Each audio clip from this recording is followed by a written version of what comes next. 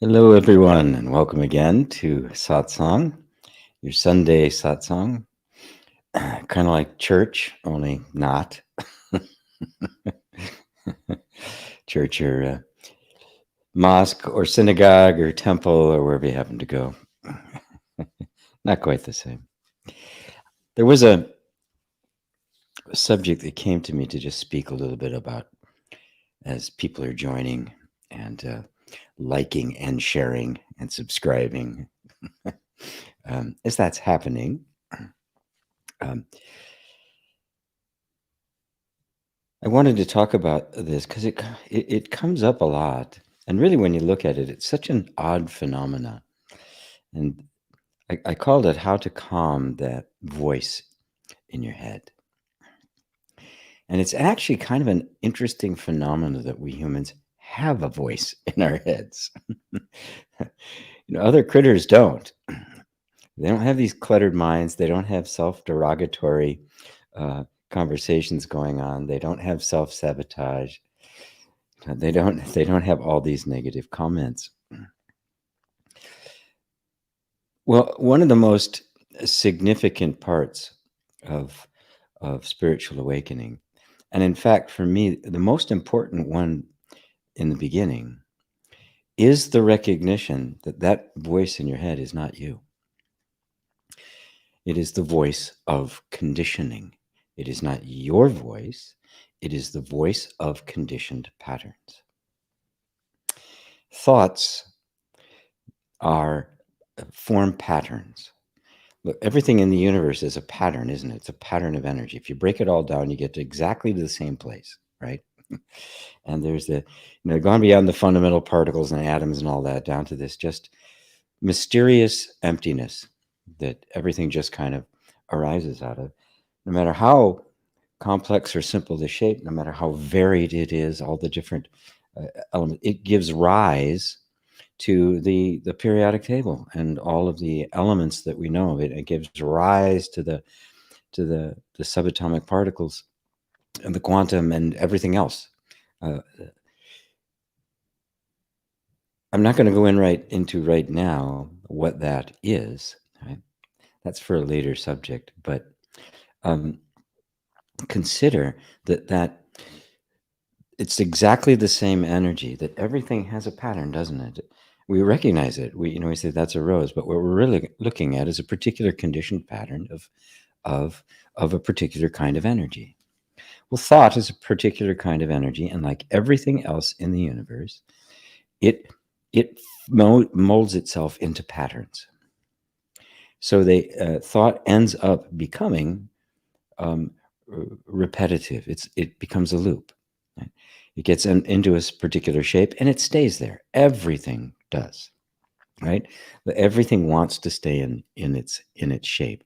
That's kind of the primal desire to survive in this form, and it works for a while, and eventually all forms have to kind of collapse back into the emptiness. So when you're thinking about thoughts, or when you're looking at thoughts, what you're looking at are patterns of thought that we call thinking, but they're just patterns of thought that have been put in place in response to the environment in which you happen to grow up.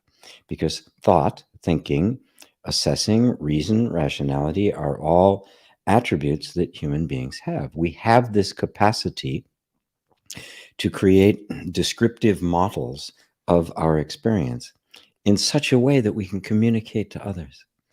So we can both talk about an apple and we both know what we're talking about. Now, my experience of it, when I taste it, and your experience of it could be completely different. There's no way we can know, right? Your experience of everything is very intimate, right? You can be laying next to the love of your life, but you can't share the dream you're having with them. There's a private place. So how do you calm that voice? You see, for the vast majority of people, that voice is not positive. It is not encouraging. It is not a cheerleader. It's exactly the opposite. It's saying, what are you going to do that for? You're not going to, you're going to fail. Why write that? Nobody's ever going to read it. Don't start that. It'll fail. You know you're never going to get anywhere with it. That's the stupidest idea I've ever seen. Now, where did these thoughts come from? Well, they came from your early childhood. They're what your parents said to you, either directly said it or energetically communicated it in such a way that basically you were diminished to the point where the thought patterns, because there's no power on your side to contradict it, because there's no capacity for discrimination yet.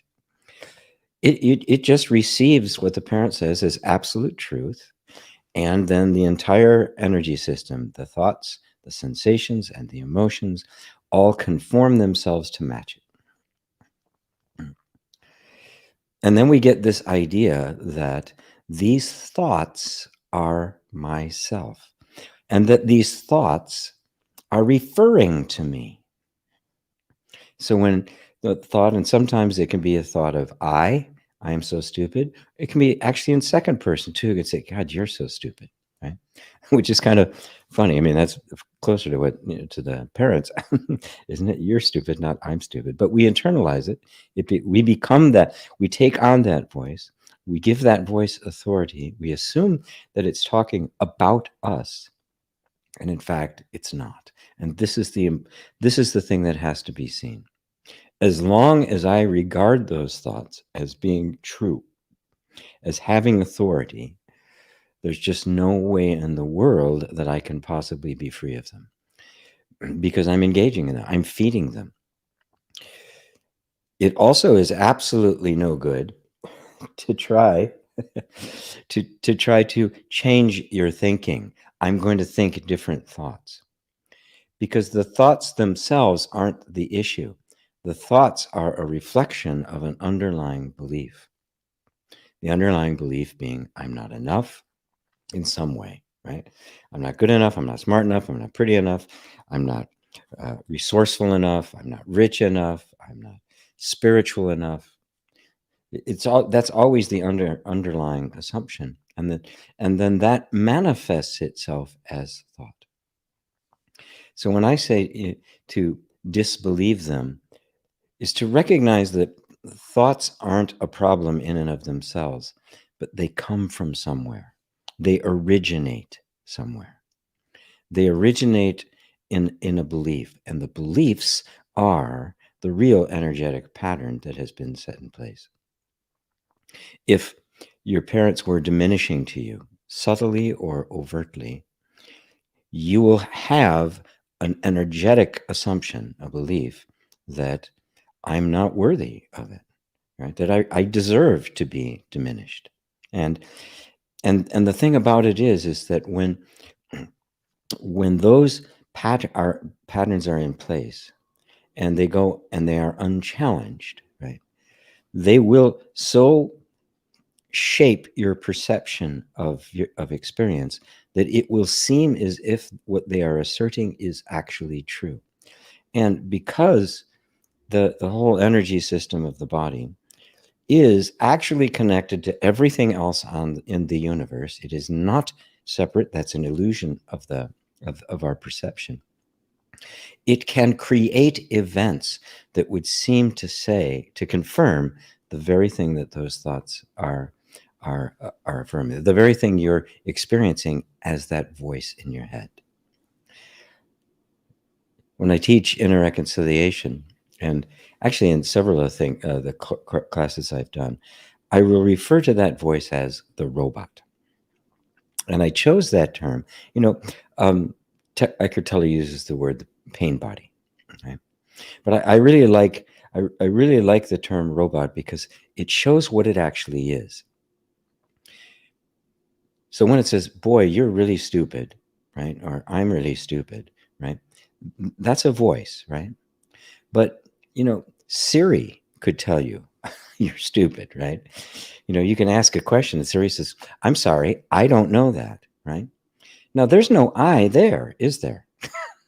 There's no sentience there. There's no self-aware being saying I. It's a robot that's simply saying I. So now that robot has been programmed to say all sorts of nasty things about you, all sorts of demeaning things, stuff that drains your confidence, right? And you realize that it is a robot. Right? You realize that it's just a program playing. Right? There's nobody there. There's no truth in it. It's not factual. It's just a record playing. It's an MP3 playing, and there's no consciousness behind it whatsoever.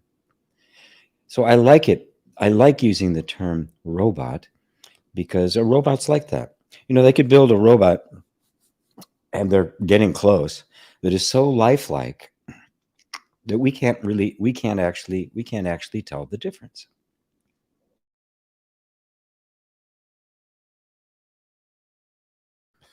Excuse me, I muted to cough. We can't actually tell the difference.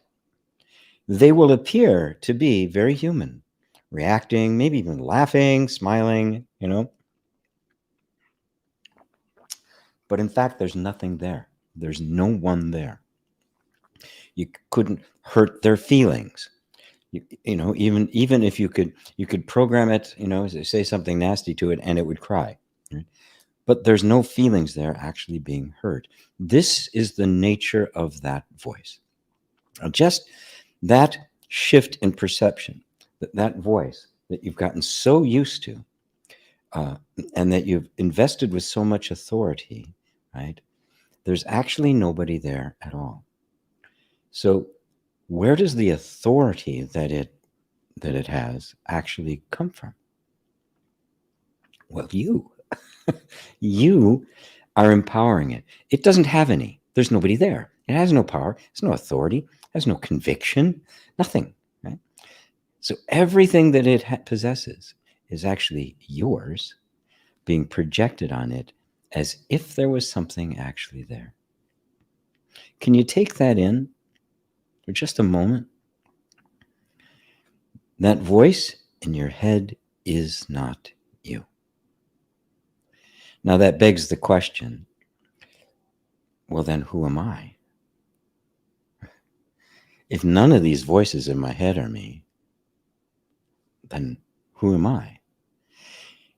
Now, you don't have to go immediately to that question in order to reap the benefit of recognizing that the robot voice is not your voice. And so whatever it's saying is just a program and not actually true. That is enough to completely shift your entire experience. Because remember, the dominant energy that you are living in, and that dominant energy manifesting itself as thought and emotion and sensation, right? The dominant belief will create a life that reflects it. So if you see that those dominant beliefs aren't true, right? Even before you've seen what is true, the very act of dismissing what isn't true begins to reshape the inner environment. Because remember, your nervous system is totally adaptive. If you shift the environment in which it is existing, it will, sometimes quickly, sometimes a little bit more gradually, reconfigure itself to fit that environment. So if you become this safe and loving place, recognizing that the unsafe and unloving thoughts are not you, they're not coming from you, right? They've got nothing to do with you except that you believed them unwittingly. Just to recognize that creates a new environment of inner space, and will make all the difference in the world. That's how you calm and quiet that voice.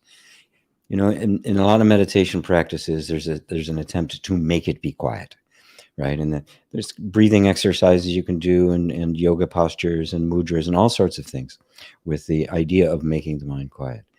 If you can see that there's a struggle with that. Most people, anybody who's tried, most have failed. It's not actually worked. But what happens if you lose interest in it? What if it simply doesn't get your attention? First off, it won't matter whether it's there or not, right? But if it doesn't matter if it's there or not, there's nothing feeding it. You've unplugged the fan. It may take it a while to slow down, but it's not ever going to speed back up again. And eventually it slows down and stops.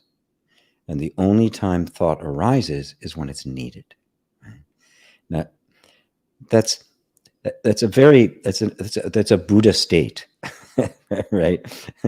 So we don't have to put that on the ideal. Oh, my thoughts are still coming, right?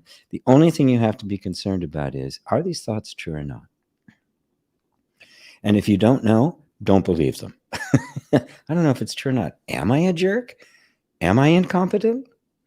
When I work with people in private or in group, it's one of the things that we do. We just we bring these things out, right? I just never get it right. Oh, okay. I've never gotten it right. I've never ever gotten it right. Take it and amplify it, and then little by little, you go, well, that's not completely true. I generalized that to a truth, but that's not completely true. There's been a lot of times when I've done really well. Right?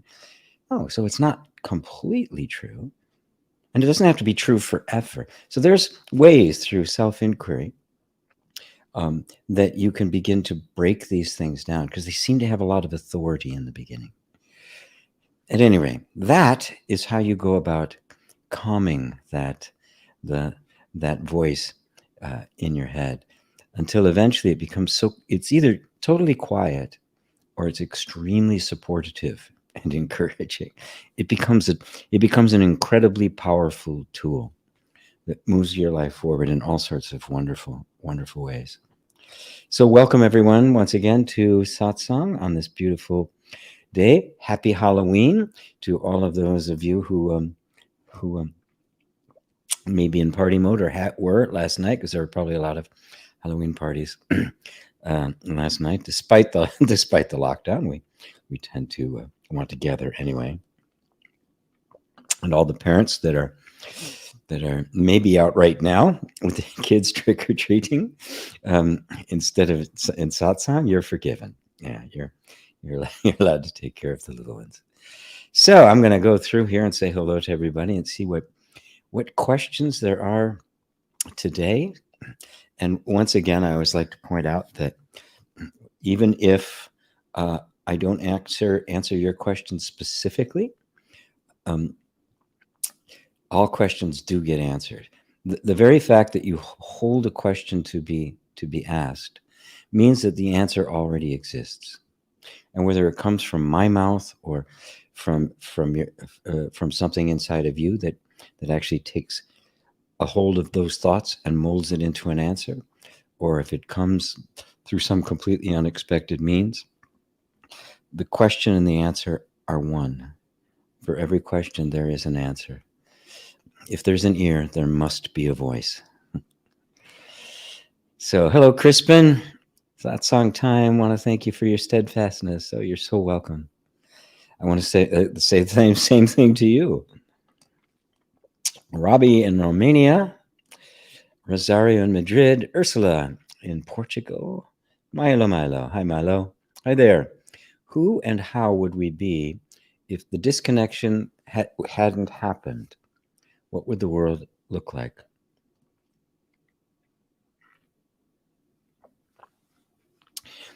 If the disconnection, first off, let me say that it's really important that, boy, where to take this? How far down the rabbit hole do you want to go? In order for us to develop into fully conscious, fully aware, enlightened beings, the disconnect must happen. It's not an accident. It is what must happen in order for awakening to take place. Otherwise, we would simply be like children or animals our entire life, completely in harmony with nature, right? Not suffering, but not self-aware. In order for self-awareness to emerge, that sense of separation must emerge, because that's what sets us on the path and brings us back home, so that we consciously now recognize that there is no separation. Whereas for children and animals, they know it, but they're not consciously aware of it. This is the gift of being born a human, to be consciously aware of this. It is, in a sense, it is the universe aware of itself. Because, I mean, there's There is no universe without consciousness. So the question would then be, if the disconnection hadn't happened and we became self-aware while maintaining that harmonious, perfect balance in nature and our relationship to all things, right? You can see how that couldn't really happen, right? Right, that way. But if it did, or after it does, disconnection, what would we be like? Well, in essence, it's you would feel on a visceral level the union and unity with all things. Matter of fact, there wouldn't be other things. Everything you perceive, although it appears to have a discrete form that is different from something else, you would recognize that there's simply two manifestations of exactly the same thing, that the essence of it is that essential oneness, and I am that. You know, that Aboriginal tribes, Native Americans, and those, and all over the world, prior to the advent of agriculture 12,000 years ago, which created a completely different sort of state of mind, that's how they saw things. They didn't see things as being scattered. They didn't see humans as being better or worse, just different. They regarded all life as brothers and sisters, all having the same origin. And in a lot of cases, they were more powerful. And if you look in the realm of nature, you know, there are some animals, looking at it purely from, you know, surviving on an animal level, they're way better suited for it than us. Many of the tribes in Africa, the hierarchy of beings was not humans on top. It was first the elephant, then the lion, then the anaconda, and then us. Because we're no match for anacondas, lions, or elephants. There's a lot of that we weren't a match for, but we could, you know, we could scamper enough to stay alive, which we did, right? So this idea of being separate is just, it can be very mild and very easily corrected, but for most of us, because it's become so ingrained, right? Even now, you know, the consciousness movement and the self-help movement, which got started in the 80s, for all the benefit that it did, put all the emphasis on me. It really is the whole era of I above all else, right? Now, that just kind of doubled down on the whole separation thing. Law of attraction comes along and says you attract your life. So somebody's got a bad life, you know, you can look down and go, well, you attracted it. And I've seen people say that with that nasty of a tone, right? There's no we-ness in that. There's no community in that. There's not a balance between individual, the I and the we, right? And so what the absence of separation would look like, and what the world would look like. What I would recommend is this.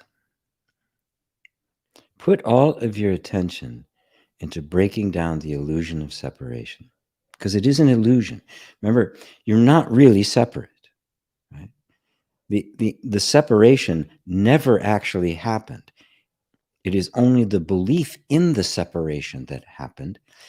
The beliefs being so strong that they shape our perception. So now when we look around, we see separate objects, even though the object isn't separate, right?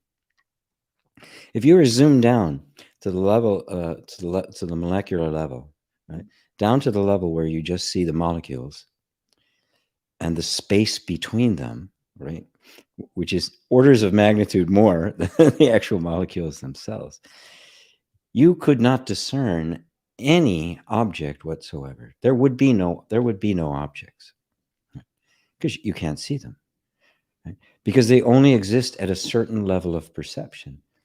And at this level, you would just see different swirling little vortexes and collections and clusters of stuff that was closer together, farther apart, more dense, less dense. But the idea of an object out there that exists independent of my perception of it, and me as an object here, because that's the essence of the separation. I am the body. I stop here, right? And so I'm an object. The world is an object. And so this is my whole model for existing, that this is the world. Well, you're not the body. Eradicate that, and where's the separation? If I'm not the body, then I'm a consciousness containing the body. It is simply an experience I'm having. And then what's the difference between the experience of this body or this cup or this microphone? From this point place of conscious awareness, everything in it is part of consciousness. It's like pure space. Everything is in the space, isn't it? And you can't have anything without the space, right? So according to the prevalent scientific view of things now, space itself has coagulated into these various forms. So what you're looking at is basically condensed space, right? Which means it's all the same substance. None of it is disconnected. So you don't stop here, right? The boundary between you and other is no more real than the boundaries between countries, right? Those borders don't exist. They're mental fabrications. So, but this is the practice. This is the practice. This is what is meant in the teaching of Bodhidharma and the Heart Sutra as breaking down the walls of the mind. The mind has created a wall of separation between this and that. You've never actually been separate. You were only taught to believe you were separate, and the reference point that gives that authority is I am the body. If I am the body, then yes, I am separate from that. Right? But if I'm not, then the body and this and that and the flowers and the trees are all in me, and therefore all are me.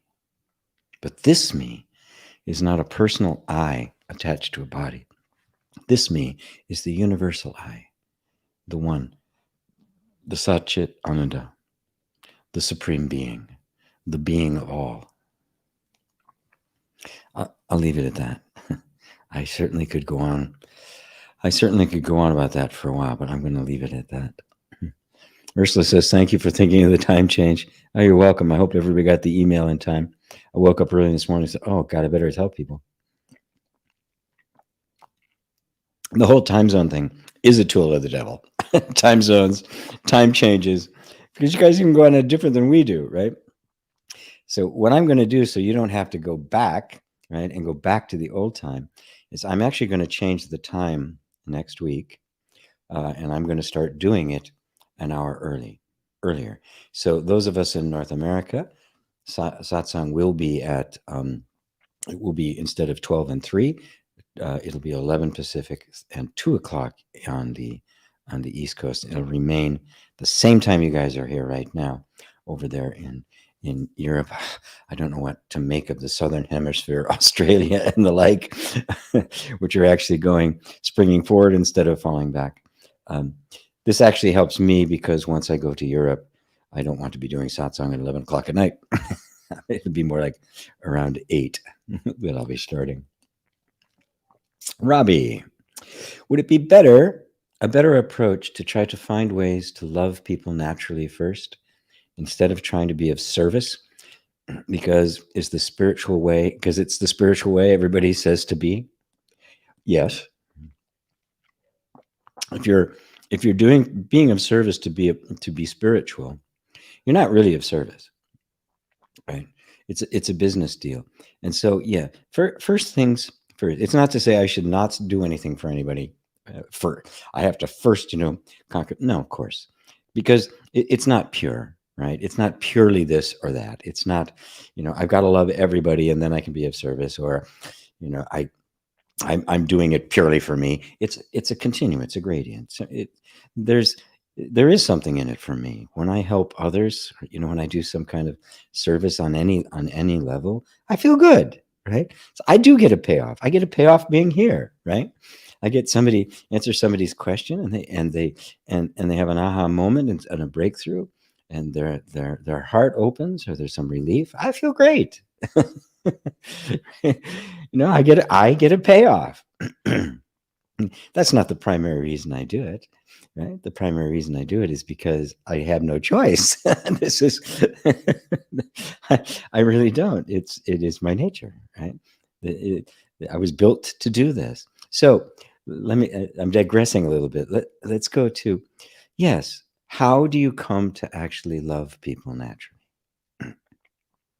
Well, the answer is very simple. You come to understand what love actually is, right? And you begin to apply it to you. Now, I don't mean you have to love yourself first before you can love anybody else. That's a platitude, and it's not really true. What it means is that the love that you want to express towards others, you also simultaneously need to express towards yourself. And what is that? This love is the feminine love, the passive love, the receptive love. It is the love of allowing. It is allowing yourself to be who you are, to feel what you feel without judging it.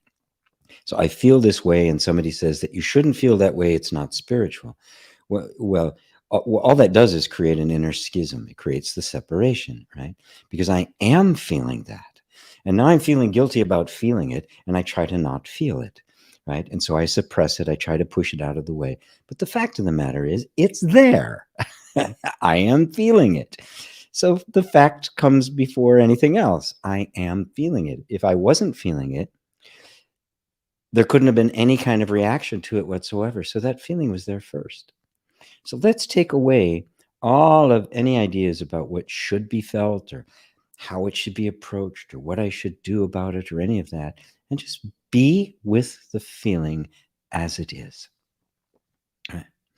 That willingness to be with it as it is, even if you're not happy with it or don't like it or want it to go away, that is love. Love is a willingness to be with whatever is here in this moment without judgment, without saying it's got to be something different, right? Now, there may be a feeling you wish it was something different, but to just acknowledge this feeling is here, I am feeling it, right? So I'm going to accept the fact that I'm feeling it, and I'm going to allow it to be here. That's love. That is the essence. That's unconditional love. Love isn't this just warm, fuzzy feeling that you have about everybody, right? Right. So that you're totally in love with somebody and you think you're supposed to feel that way about absolutely everybody. It isn't true, right? Right. So it starts inwardly because this relationship you have with yourself and your willingness to be present with your own feelings is the foundation by which you can be present with other people's feelings without judgment, right?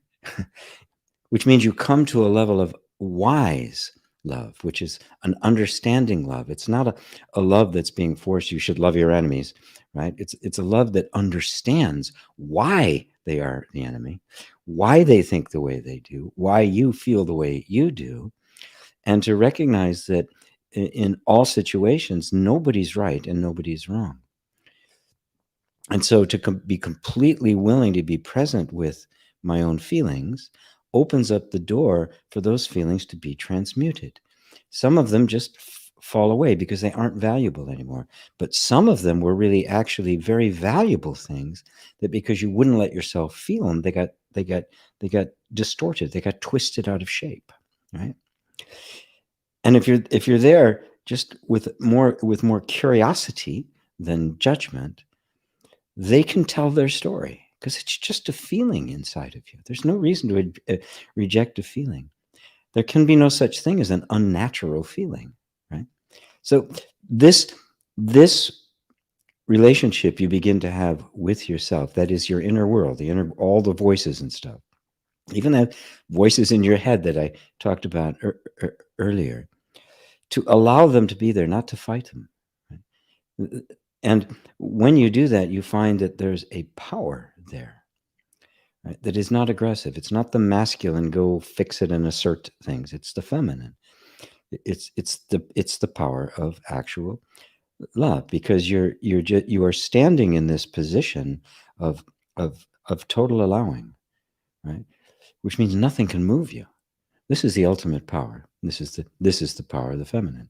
This is the goddess energy. It's an unmovable allowing, unmovable receptivity. So you can see that the question, I need to be of service to be spiritual, doesn't even. It's another level altogether. You've transcended that, right? The very act that you do this for yourself is a service to all humanity. The highest service we can do for humanity is to wake up, to become awakened, because that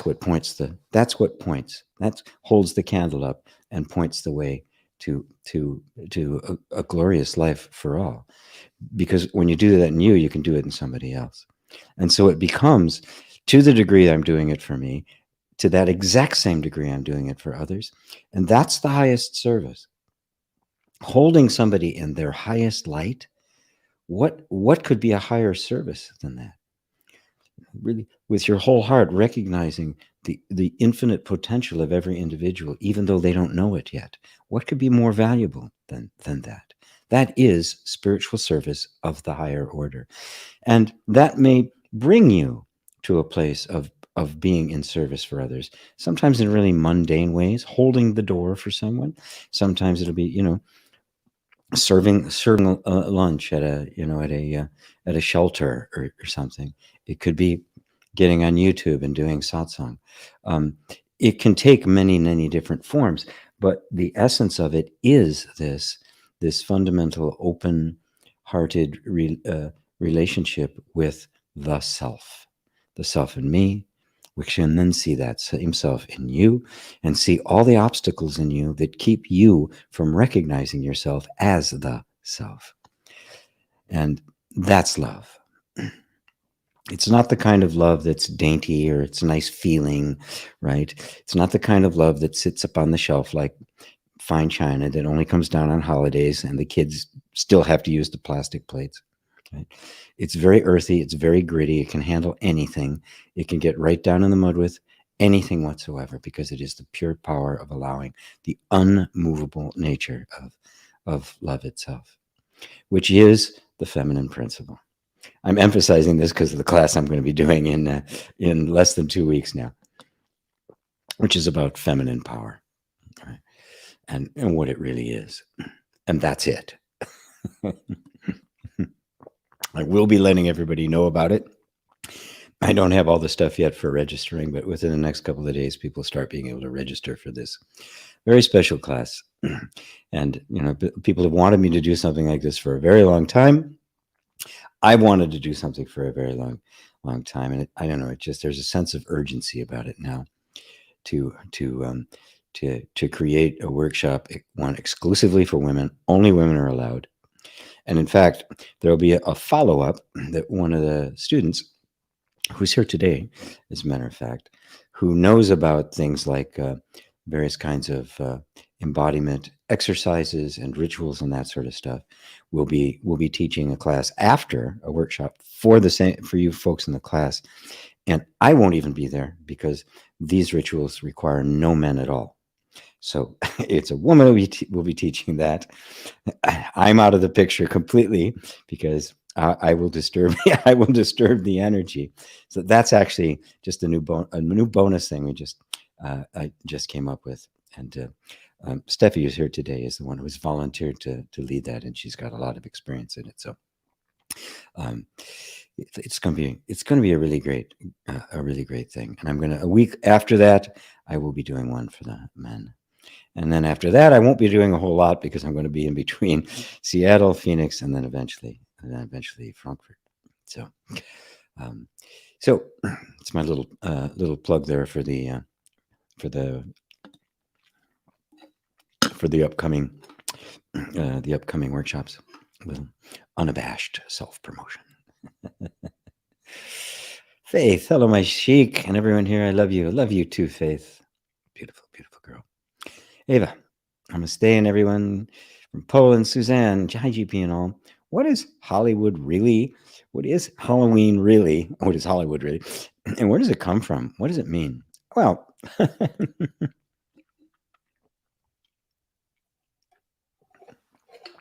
if you're 5 years old like my granddaughter, it means getting to dress up like Elsa and getting candy. That's all it means, right? And her definition of it is just perfect. Should be Elsa freezing things and getting candy. That's all it means. Does it have an absolute meaning? No. All of these holidays that have become just kind of watered down little traditions that we do, and traditions are nice. Rituals are important to us. We get really lost when we don't have rituals, so we make them. Your morning cup of coffee isn't really about the coffee. It's a ritual. Right? When I see the line of people, instead of just skipping it and going somewhere else, the line of people at a Starbucks, right, to get their morning coffee, it's like, that's a ritual, right? and these things give meaning to our life, right?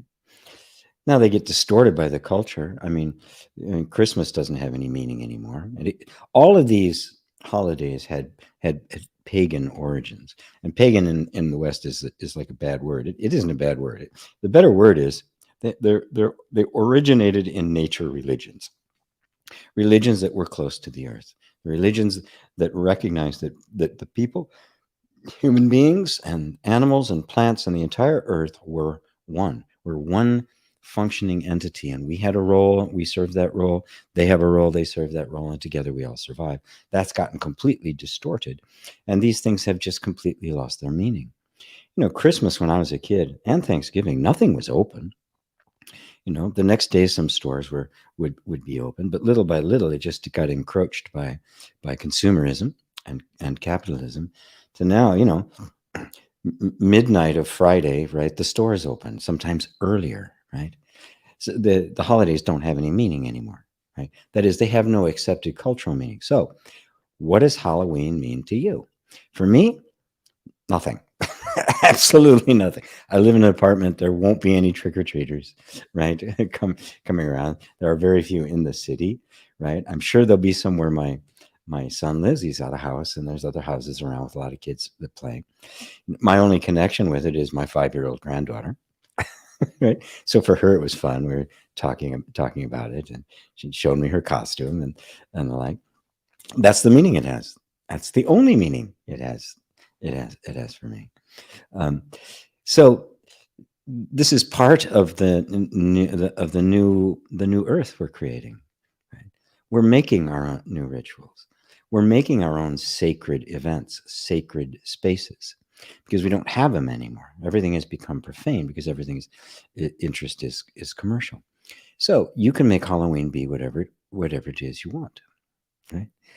You can turn it into a day for like the day of the dead, and the Christians say, oh, it's worshiping Satan. No, it's an honoring of people who've died, right? It's an honoring of spirits, and there was an idea that they may have been able to come back to life at some point, and all of it has mythological origins. They all come out of various kinds of stories, because remember, one of the ritual is simply embodied myth.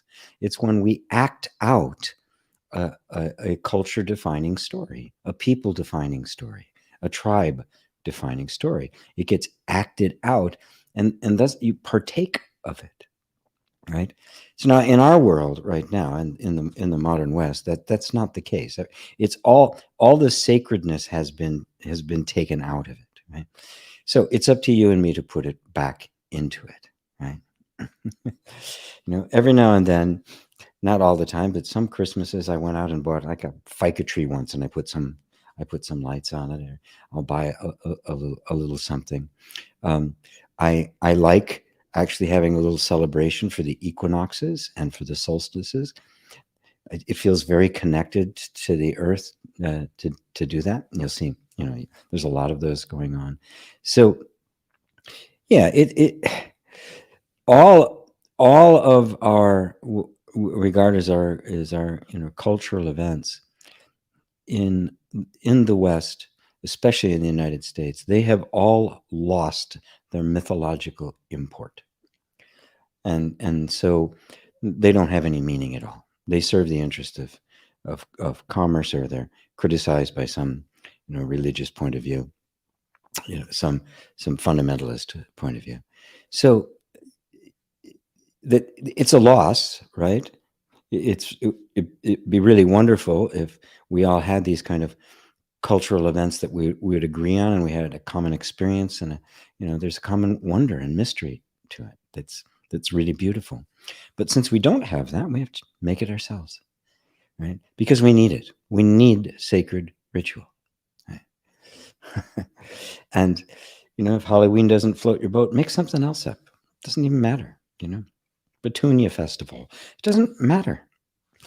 There was a great ritual when I lived near San Francisco, down in Gilroy, the Garlic Festival. And if the wind was coming north, you could smell it 100 miles north when they were harvesting the garlic. And so it was a ritualistic event. There were all these rituals around the harvest and around the planting, and and around the birth of children and weddings and all of these kinds of things. And they do give meaning. They do give meaning to our lives. So we just have to make our own. I encourage people to have a home altar, and on that altar put things. And I'm going to be talking about that in the women's class as well. Things that empower you. Right? When you think of something that means power and authority, really kind of owning the best part of you, and you can find that expressed in some object. It doesn't have to mean anything to anybody else. It can be weird. It could just be a rock off the street, or it can be something like like the singing bowl, or it can be anything at all. A picture of somebody meaningful, a picture of you at a younger age when everything was working for you. They become the altar. So the altar is not a worshiping of something out there. It's a worshiping and a reconnection to something in here. So now you become the altar, and it's a manifestation of you. So yeah, hopefully that helps, Suzanne. I can't give you a definition because there isn't one, and I don't remember the original stories that eventually turned into Halloween. So, but remember, a lot of it they were nature stories from nature religions, which then got absorbed into the church, right? And then got changed into something else. They always mutate over time. There's just no way around it. And so we can just mutate them again. we made them up. We can make them whatever we want. Thank you. Annette Rockstar. Hi, all. What if one can't forget oneself? And what would help? Thanks. Don't put a burden on yourself. I've got to forget myself. Because it can mean like I've got to just deny myself and be of service to others. You're not really forgetting yourself. You're trying to force yourself into another position. What does forgetting oneself mean? It means transcending the false and coming into what's true. You don't have to forget yourself. Matter of fact, you can't forget the real self, because the real you is always here. Spiritual inquiry is about separating what is you and what isn't. Those that we have believed to be ourselves, but in fact are not. And because of the power of belief, the creative power of consciousness is such, whatever is believed to be true will become the lived experience, right? And then it will seem as if it is true, because ignorant of the process by which experience is created, we believe that it happened independently from my beliefs. And now I try to change circumstances, and right, I'm basically trying to fix the mirror, right, because I don't like what it's reflecting, right? So what you want to forget is everything you thought you were but aren't. And that is the inquiry that simply say, is this really true? Is this who I am? So when I present the idea that you actually are already the self, and you believe yourself to be other than that, if you can take that in even in a little bit, you'll start discerning between this thought that says something about me. What is it referring to? This thought, I'm just not enough, or I'm not good enough, or I'm not rich enough, I'm not talented enough, I don't have enough opportunity. That thought, is that I referring to the infinite, illimited, unlimited self? Or is that I referring to a limited view of you? Obviously, it's referring to a limited view of you. Is that really you? Is that the self? Or is that the false idea of the self that has taken shape in self-demeaning, self-limiting thoughts? The true self cannot be limited. Therefore, every limitation must be a belief. And in order for that to seem real, it must imagine a self that is limited. You following that? It's subtle, right? So it imagines you as a limited being and then complains about the limitations, trying to take this idea of a limited being and making them unlimited. Well, you can't do that. You can put wings on a bus, but it won't fly, right? So you have to challenge that.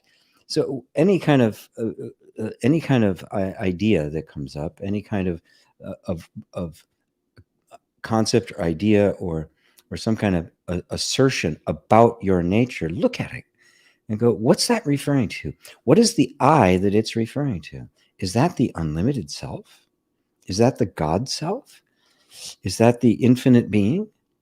Well, then well, that can't be limited. Consciousness isn't limited. It can experience anything. Completely. It can even experience the sense of being limited. Right? It doesn't make it limited. It just means it can experience that. So you trace it all the way back and go, oh, there's a concept of an I that is separate, limited, less than, struggling. Is that really me, the self?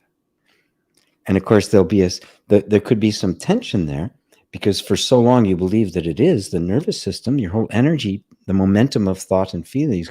Well, yeah, that's you. We're trying to fix you. And go, oh, I see. Even all of that is part of just the conditioned patterns that assumes I'm broken, assumes I'm limited, and somehow I've got to become unbroken and unlimited. It's a belief. Oh my God. It was never true. There never was that I.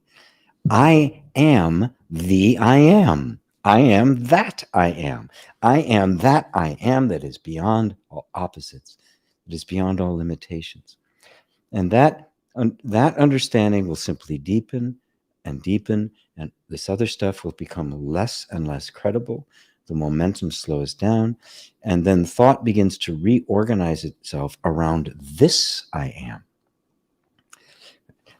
The small sense of I am, the limited self, the egoic self, gets replaced, taken out, and all these guys now start orbiting around the true sun, the true, which I sometimes call the light at the center.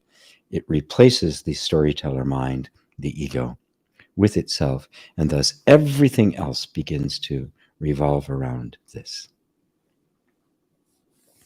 How's that, Annette? I know my answers today. I start and I kind of wander off in directions, but that's what's happening today. Not much I can do about it. I don't control what comes out of this mouth. I don't even control the mouth. Oh, Georgia in London. Hello, Georgia. Elaine. Hello, Elaine. My two buds in the wilds of southeast England. Yes, on your adventure. Daryl laughed at wilds. Yeah. Peter, good evening from Italy once again. Trick or treat. Trick or treat to you. I'd trick or treat if people were giving out things, like fresh organic nuts and dark chocolates and all the cool stuff. Champagne. Yeah. Trick or treat and get champagne and dark chocolate. Yeah, it'd be worth it. Martin, hello. I wonder if a relationship is an obstacle on the way to truth. Are you in a relationship? Sorry if that's too personal, but I really noticed that I can't stay conscious with my partner. Well, I'm going to leave the personal question to the side because it's not important. Yeah. I know a lot of people, is G in a relationship? Is G in a relationship? I'm just going to leave that to the side.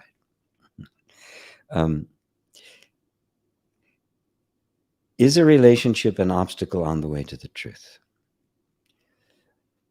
It can be. It can also be a catalyst that speeds it. It's what you do with the relationship. It's not the presence or absence of a relationship itself.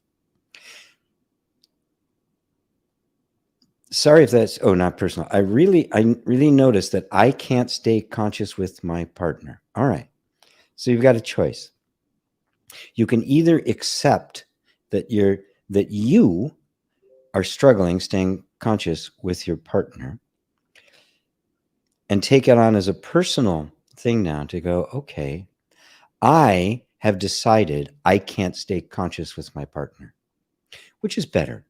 Get rid of the partner? Get rid of the circumstances that appear to be causing my falling out of self-consciousness? Or finding that sense of conscious, of staying present, no matter what the circumstances are? Which would be closer to the truth?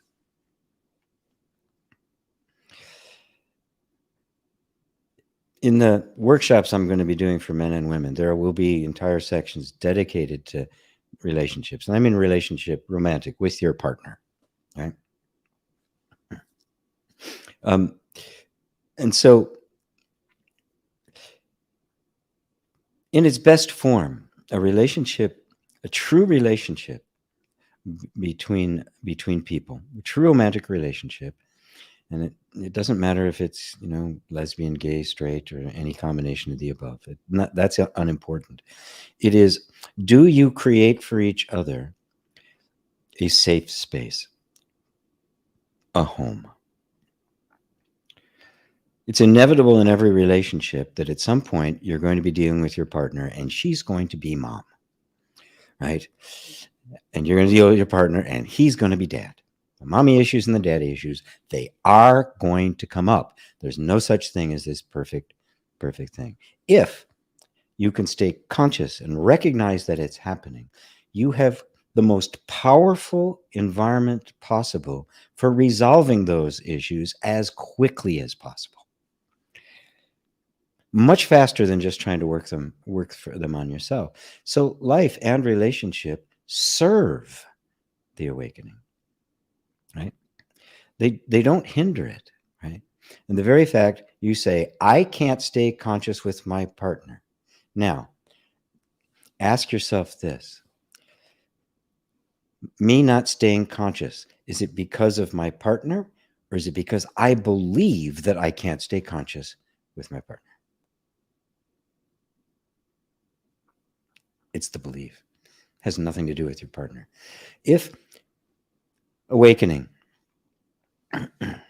getting to the truth, requires me fixing, changing, and manipulating all sorts of things in my environment, I'm screwed, right? There's just no way you can do it, right? You'll finally get everything set. It's quiet, right? Everything is just the way you want it. You're meditating. Oh my God, I'm so there. And then the jet goes overhead.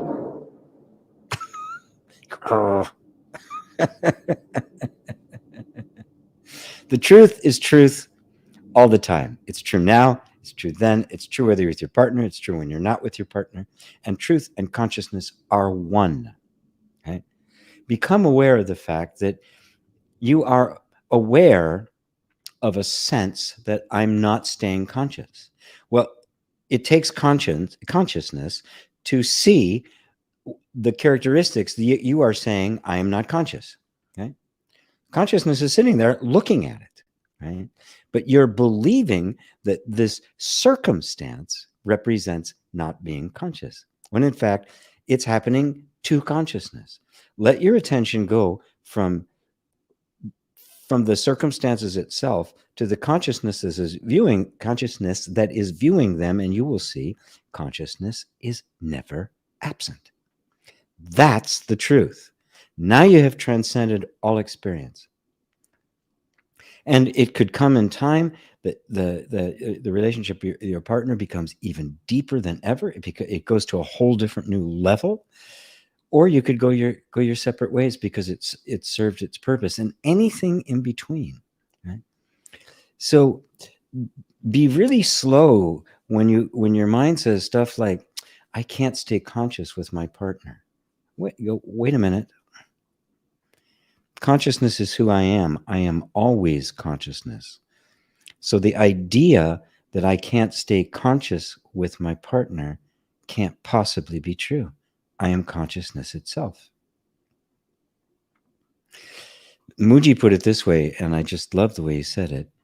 I am before the idea that I could forget or the idea I needed to remember was believed. I'll say that again.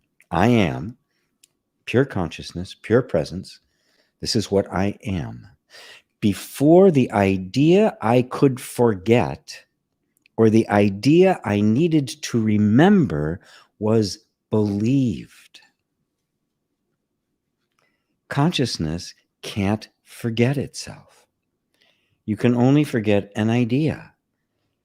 But the act of forgetting requires consciousness there to go, I forgot. Right? I'm drawing your attention to the actual nature of consciousness, whereas it's often taught and almost universally believed in spirituality that consciousness is a particular state. Presence is a particular state of consciousness. It's blissful. It's ego death. It is, I am one with everything. That's not it. Okay? Because that's an experience, because tomorrow you can feel completely separate from everything. But that which felt the oneness and that which feels the separation has not changed. Which means, because it hasn't changed, it's the same, and it will be the same, that's the truth. That consciousness is the truth. So, can there be any obstacle to the truth? I hope your answer is no, there can't. Because it would be the truth perceiving the obstacle. It would be the truth perceiving whatever the circumstance that arose and the thought that called it an obstacle. You might even experience another thought that says, oh, it's an opportunity. Truthfully speaking, I remember times working on a piece of music, I'd get totally absorbed in it, and I would forget to save it. And the machine would lock up or something. And, 2 hours worth of work gone. And after a little ranting and raving and swearing and that sort of stuff, I'd sit down. And guess what? Every single time when I did it again, it was better.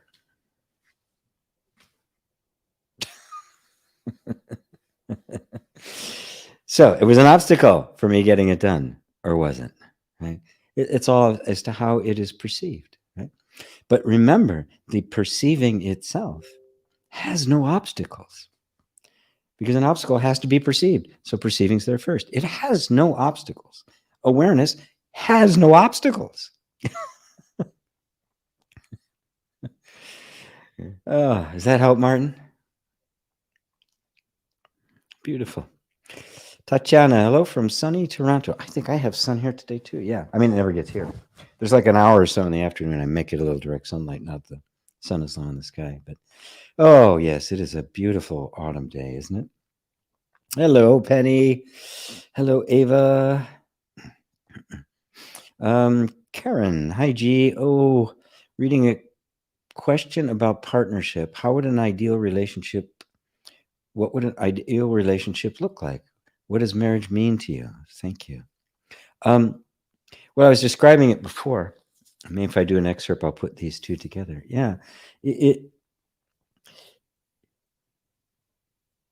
a relationship in which the number one motivation is is the final freedom, the liberation from limitation, the limitation from the false sense of self. Right? Now, that is a transpersonal ideal, right? And I'm dedicated to that whether I'm with somebody or I'm not. Now, if in the process of that dedication, that which helps it along is a relationship with another person, and that relationship with another person, sometimes what helps it along is not an ideal one. It's not the one you want. It's not the soulmate we dream of, right? It's you learn from everything, but I'm of a mind that we can learn without having it to be torturous or depriving. Okay? In which case, two people who are both on that hold that ideal, right? That ideal gives you something to unify around. So now it's no longer just, what the culture says or what it's supposed to be or how this is supposed to look. And marriage is a cultural institution. It has nothing to do with the union of souls, right? You may get married, you may not. It means absolutely nothing. It's a cultural creation for the benefit of the culture. It's a social convention for the benefit of the society, right? And you can see down through history, marriage has never been about the happiness of the people in it. It's about to just make sure that the society is not destabilized by them going their separate ways, because it does have a destabilizing effect. Right? So that ideal relationship would be one in which there's enough consciousness on both sides that you can be with each other without judgment when the button gets pushed. Because your buttons are going to get pushed. Said before, she is going to be mommy at times. You're going to be 6 years old, angry at mommy, right? Or you're 6 years old and angry at daddy. It's going to happen. The buttons are getting pushed. The question is, have you created an environment so safe that when that button gets pushed, the reaction takes place in a container that allows for it to be diffused and eventually the button disabled, right? A relationship that can do that is the best relationship you can possibly have. It's rare. It doesn't happen often because most people are going into relationships unconsciously, right? There's not enough consciousness there to be able to process something when it comes up, right? Because we haven't done it enough in ourselves. So there's a level of maturity that's required there for that to happen. And of course, the more you have an environment like that, the sweeter it gets, the intimacy, right? The ability to ask for what you want. There's another one, right? It's actually safe to ask for what I want, right? And I might even get it, right? Being willing to do those things for each other on all levels, right? Including sex and that kind of an intimacy, including shared responsibilities and the like. And also a certain kind of, if you're both interested mostly in freedom, right, and what that really means, there's a beautiful dialogue that goes on.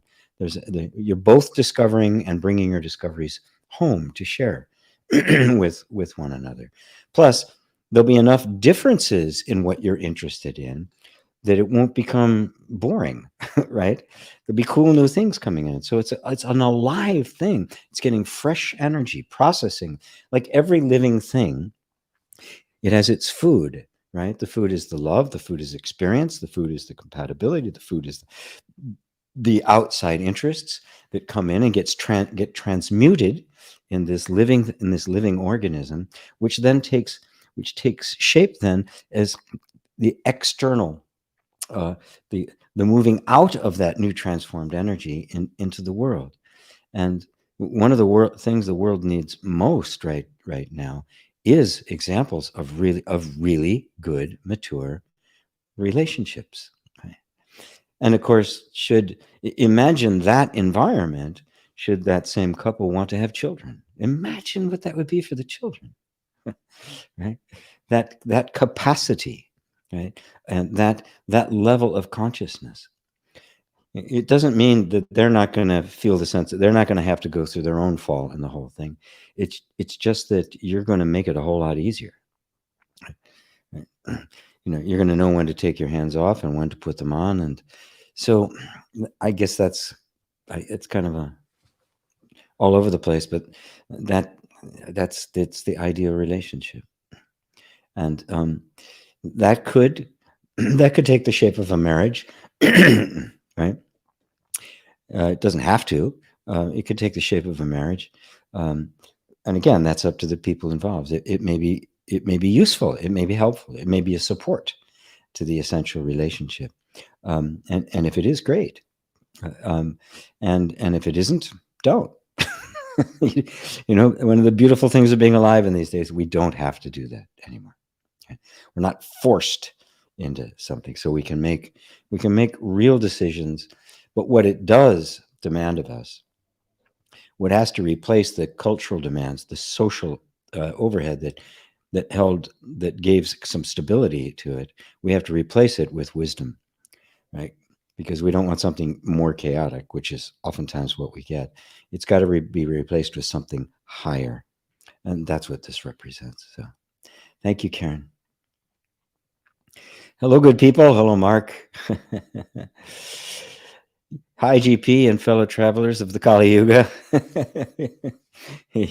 Yep, we're all together in this. Kali is a fascinating goddess, and Kali is a goddess.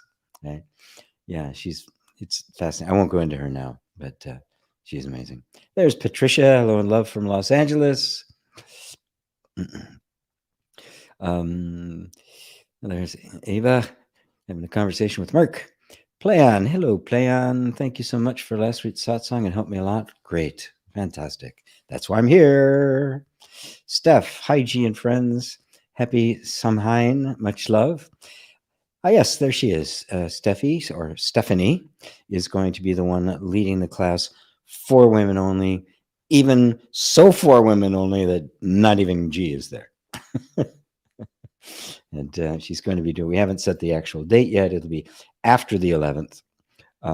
Because once we've laid the groundwork and the workshop, her bringing you into some kind of ritual and movement, and that's embodiment really is what it's going to be about.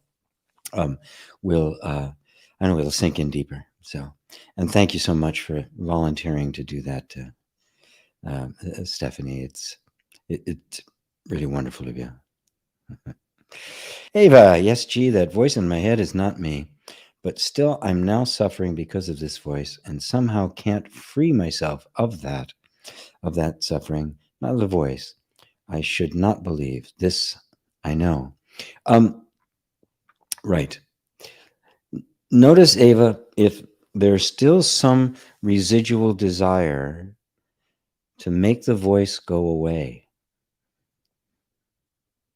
The desire to make it go away literally feeds it. You are giving it the status of an objective power that you have to do something about. Remember, it isn't objective. There's nobody there. It only means whatever you say it means. So you say, I'm suffering because of this voice. Am I suffering because of the voice, or am I suffering because I don't want the voice to be there? Am I suffering because I believe the voice is creating suffering? And in fact, my belief that the voice is creating suffering is giving me the experience of suffering. What is the experience of suffering?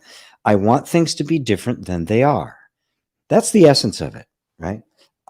I don't like this. I'm against it. I want something else. That's suffering in a nutshell. If there's no resistance, fine, be their voice, right? Can you suffer? So the voice doesn't create suffering. Right? Your belief about the voice is creating suffering, right? And in fact, if our need is to become wiser, more perceptive, and more grounded in the truth, what better way for that to happen than for something constantly challenging you? That stone in your shoe that just keeps irritating you, reminding you let go. Right? I'm not the problem. Let me go. Right? And we make the mind, these voices, these beliefs, we turn them into entities. They're not entities. We make Siri into something that's real. And in fact, when robots do get that lifelike, right, there will be people claiming they're sentient.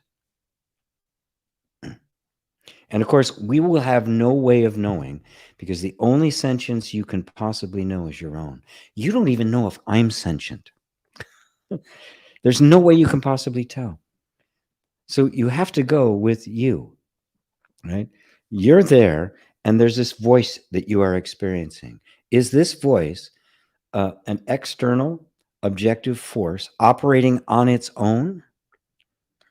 Or is it simply a state of mind that you are in, that you've taken your power and said, this voice is causing me suffering?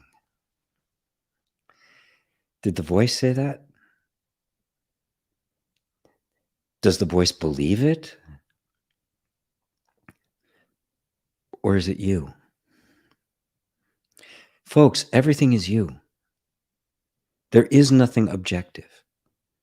There's nothing inside of you that you have to get rid of. That's the sense of separation, that somehow there's me and then this over here. It's a mind. I got to do something with the mind. Or people's favorite these days, the ego. I've got to do something with the ego. As if it were an entity fighting you. There's nothing there. It's only a thought. So if I believe it's an entity fighting me, I have created an entity that is fighting me. I'm doing it. This is spiritual schizophrenia. I invent something, I then believe it that exists separate from me, and I suffer it because it won't do what I tell it to do. There is nothing separate from you. You have projected your power, which is unlimited, onto a thought and given it the status of objective reality, and then experiencing it as if it were an objective reality, and you created the whole thing.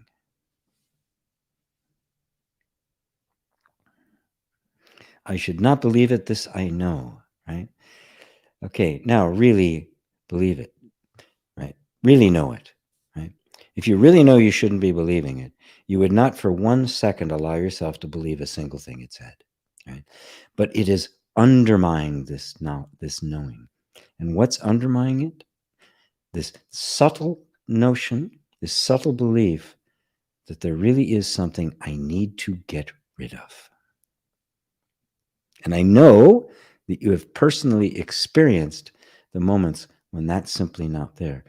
It's just come back up again, a slightly different form, just going, okay, Ava, you're really getting this. Let's keep going. Let's keep going all the way to Buddhahood. Right? And, there's the Buddhas and the Christs, and right there, you need the devil. What's the devil's job? Poke and prod you, tempt you, try to trick you. Right?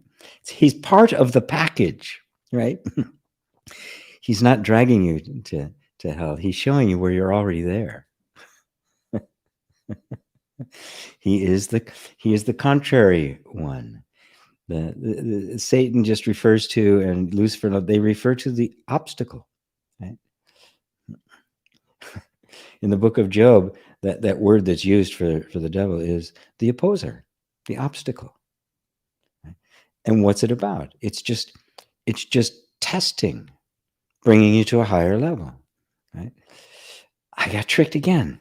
Damn. All right, can't get me on that one anymore. So it's not these things aren't a problem. And you're being invited to see that, it has no independent existence. It is all in my mind. Therefore, there is no voice. There is no entity speaking. It's only a robot. And I'm not going to pay any more attention to that robot than I would to Siri. Ah, thanks, Ava. Beautiful, Ava.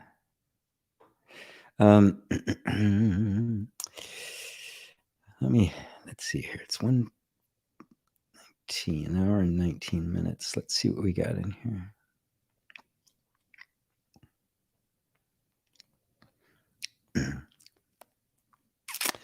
Any thoughts why some spiritual seekers? Thank you for asking. Okay,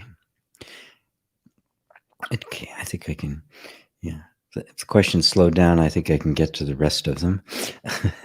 So, Milo says, what's the difference between a therapeutic session where the teacher therapist triggers your fears, wounds, and what are the benefits of what that happens?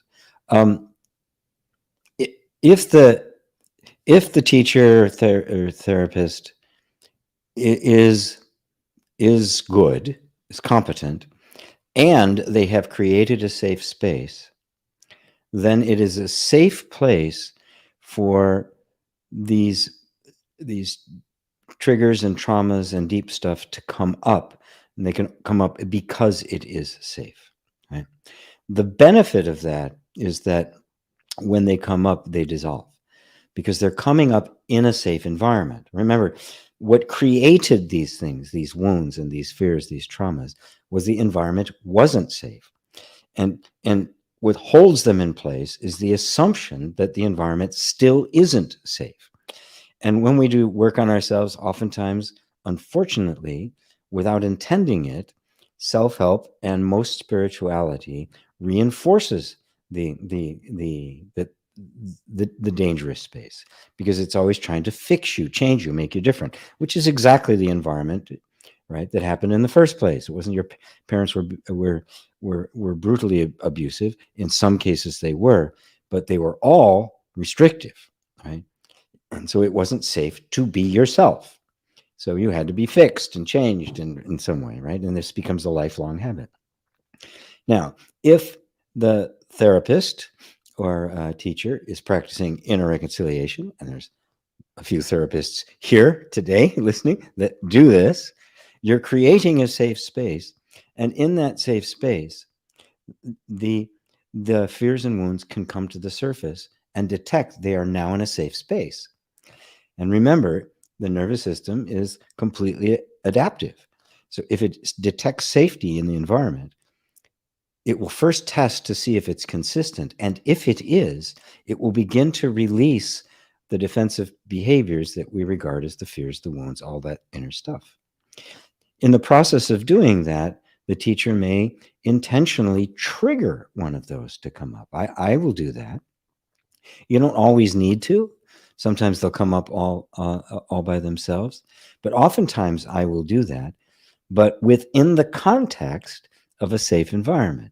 Because if that fear, that thing gets triggered and it comes up, but the environment is different than what it's expecting, because what it's expecting is danger because it wants to be defensive, and all of a sudden it comes up and it's an environment of safety, it begins to go, immediately you can feel this a shift in the energy take place.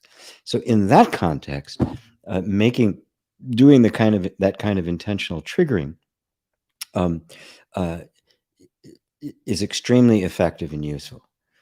If it's done without that, and it was for a long time, I did ab reactions and cathartic events and trauma release that was more traumatic than the trauma in the first place, right? Because they weren't creating that safe space. They were forcing something to happen. The same is true for a lot of people who have had the Kundalini experience. Right? They weren't prepared for it. The environment wasn't safe. It wasn't open. You're supposed to practice for 10, 20 years before that, right? Because so the entire nervous system is ready for that influx of energy, right?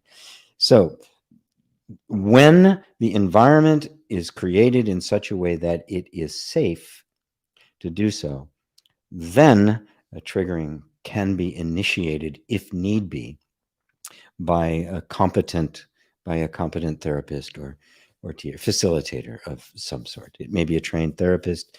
It may be a spiritual guy like me. But when it is done in the right environment, What happens is the nervous system finds itself in an environment it wasn't expecting. But because the environment is safe and not dangerous, it doesn't immediately recoil. It goes, oh, this is different. It's why I use EFT, because EFT communicates safety through touch. So even in the middle of a tumultuous traumatic event coming up, there's something in the environment that's contradicting it, saying it's safe. This nervous system senses that. It senses everything. It misses nothing. This misses everything. The rest misses absolutely nothing. Even a tiny shift in the sense of safety is detected and responded to. And so hopefully that answers your question, Mila.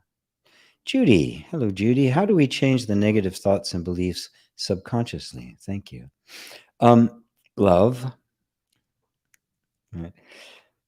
These subconscious beliefs and patterns, the negatives, remember those, the subconscious or unconscious, the deep layers are not thoughts, right?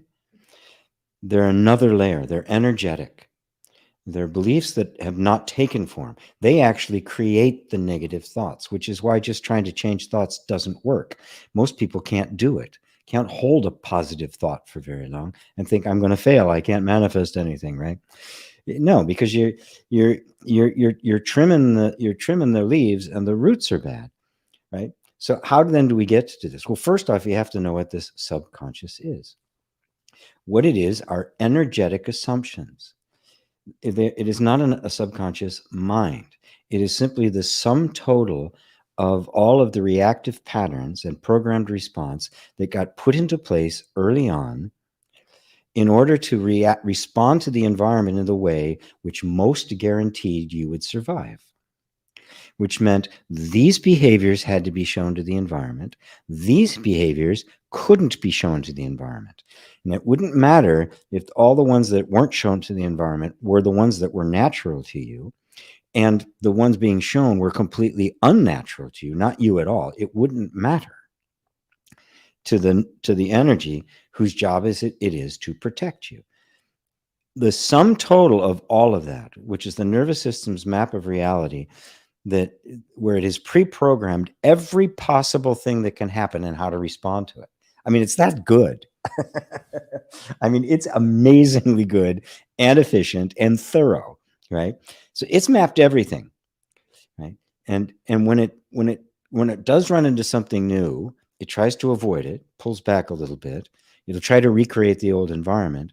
And if it can't do that, it begins creating new stuff, but under the assumption that the environment is dangerous, right? That's its assumption. That is the most fundamental belief. It is not safe to be me, right? So if you want to get down to this level, you can't do it through any self-help technique that I know of. Not the law of attraction and positive list of aspects or changing thoughts or holding a thought for 17 seconds. None of that. None of that will work, right? Because the intention behind it is to fix something, which means you're simply embodying the same energy that created all those patterns in the first place. It detects no difference in the environment. It doubles down, and you may get a nice thought every now and then, but nothing substantial is going to happen. So what do you have to do? Simple. In inner reconciliation, I don't pay any attention to thoughts whatsoever. I only pay attention to the environment in which they're happening. You create a safe environment. You create what you didn't have then. You create it now. And because the nervous system operates in the now, right, is always interpreting what's happening in the now, it immediately gets the message, whoa, this is different. It is safe. And begins to respond. It begins now to adapt. And if that in safety, through the yoga of allowing, through some, in some ways, inner inquiry, the process of inner reconciliation, invite You're stepping into this place of total unconditional love, which means I accept what I'm feeling when I'm feeling it, right? And I strive then to let go of my inner resistance, let go of my inner judgments, right? To understand that all it's trying to do is keep me safe. And now I start to become safe for it. It can start to trust me. That's the safe environment. And that's when the deep stuff starts coming up. And that's when the nervous system starts reprogramming itself, because it doesn't need that behavior anymore because it's not in that environment. That just goes away. It now starts creating new reactive patterns that match the new environment. And when that is an environment of safety, it becomes, instead of defensive, it becomes expressive. It starts supporting you in growth and improvement and bringing things into your life, all the things that we long for. So there it is in a nutshell for you, Judy. That's inner reconciliation in a nutshell. And I call it inner reconciliation because you're reconciling with this energy. It's not self-help, it's self-discovery. You're finding out who you really are and that you're still really there, but you are forced to be somebody else other than who you really are in order to survive. And so now we're just dropping everything that isn't you, and we're liberating that which is. And you'll find that it's beautiful, it's lovable, it's perfect, it's everything you've ever wanted, you already are. You just believe yourself to be something else. And by belief, I mean the nervous system is interacting with the world as if you were somebody else. It has to get the message. It's safe. It's safe to come out and play. And it will. Every time. It doesn't take long. Hello, Melissa. Good to see you. Plan. I believe why my harm OCD has been so strong this month is probably because it feels threatened. I know it's not me. I just have to remember when it happens not to believe it. Yes. Very good. Yes. It's all you have to do. Right? It's not me. It's triggered. And yes, remember, all of these things get put into place, including OCD, as a defense mechanism. So it feels threatened because it thinks you're trying to get rid of the mechanism that's keeping you safe.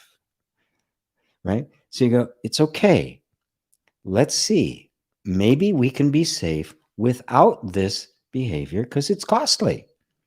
This takes a lot of energy. Maybe this energy could go other places.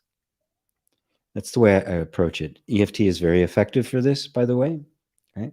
To help get through it. And the process, the way I do EFT, which I think is the best. And I'm not the only one who says it, right? It's extremely effective because it takes this into account of kind of bringing the nervous system to the place where it sees, oh, okay, I got to stay safe. That's my job. But I can do it in ways that are easier, right? And it's, oh, cool. I can do that and free up energy from other stuff. And it will. Okay? So if remember, it's not a problem. All of these things were solutions. They were solutions to a real problem, right? And so what we have to do is go and show that that problem doesn't exist anymore. So we don't need a solution to it, right? We can now find the solution for creative self-expression and freedom. So thank you, Plan. Melissa K., how is fear transformed? By coming to see that it is imaginary. Now, this isn't, it's a bold statement. This isn't an intellectual, this is not an intellectual reframe. 99% of the things that we are afraid of are creations of the mind. They're an image of the mind that is frightening, that is almost always an expectation of what might happen in the future. And because it doesn't know what it actually is going to happen in the future, it appears to have the authority to say, well, it might, therefore I should be afraid in advance. Now, if you'll notice that belief, and it is pervasive, this is the belief under which the world works, right? makes it impossible to ever feel safe. Can you see that? Because yes, something always could go wrong. Something could go wrong. Right? Which means if I have to be in a state of fear now to deal with what could go wrong later, I will never, ever, ever feel safe. As a matter of fact, to that point of view, feeling safe would lend you less safe. Think about it for a second. To feel safe makes you unsafe. This is the nature of that idea. Fear is the body, in its natural state, is the body primed to run, to get away from danger. Now, it developed in such a way that it only got into that state of fear when the danger was real, imminent, and bodily. And it had to get away. It did. And getting away was more important than anything. So opportunity, looking for anything, creative endeavor, drawing a cave painting, no, none of that happens. This has to happen first. Now, if the danger is being created by the mind rather than a real danger, that sense of fear is going to be primed. It needs to get away, but it can't get away from it because it's not here. It's not an imminent danger. It's a potential. It's a focus of attention. And so the body is in this state, we call it stress, okay, that's ready to run, doesn't know where to run to or where to run from, and therefore it's kind of sitting in this is the traumatic energy. You're stuck. This is trauma. You're stuck there. You can't run, you can't fight, you can't do anything about it. There's nowhere to go. Right? That's the freeze. That's what we experience as children. So you can start by simply saying, yes, I totally acknowledge the fact that could happen. Is it happening now? No. Is anything threatening me right now? No. So then, if nothing's really threatening me right now, then the fear I'm experiencing is imaginary. It's what might happen.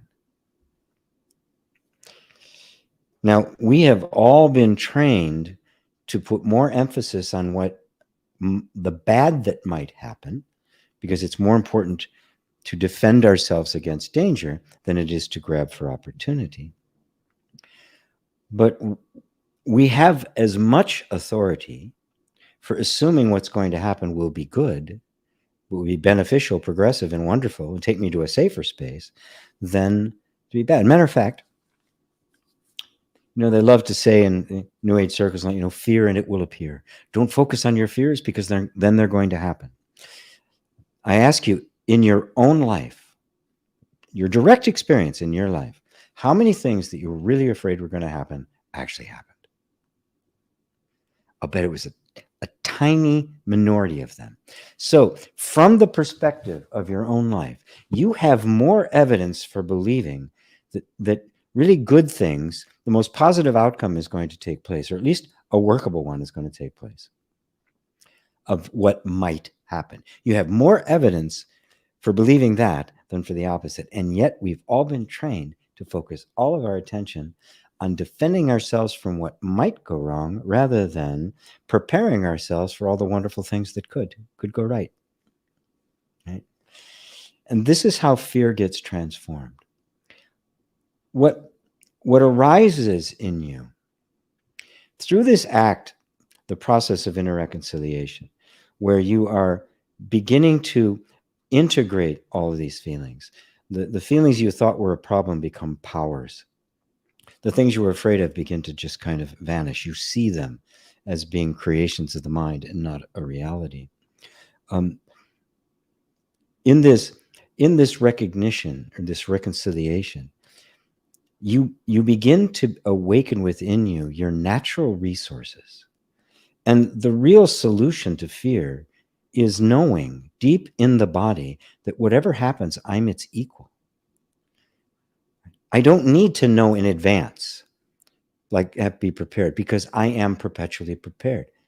I will only need this inner resource when the environment calls on it. So I don't have to prepare in advance.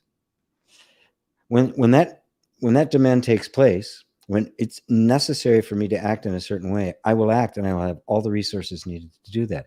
Now, the more I am open to this whole inner space within me, the more I've reconciled with myself, the more I am not clutching to a particular sense of identity, the more fluent and flowing I become, the more I show up in any experience or any environment without an agenda, the more I have availability to me, the infinite, unlimited resources that are actually truly yours.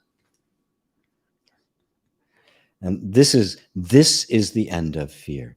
So now the only time your body would feel fear is when there really was something to be afraid of, and it was right here and looking down your nose, and and in that moment, the inner resources to deal with it would appear, exercise themselves, and then disappear when they're no longer needed.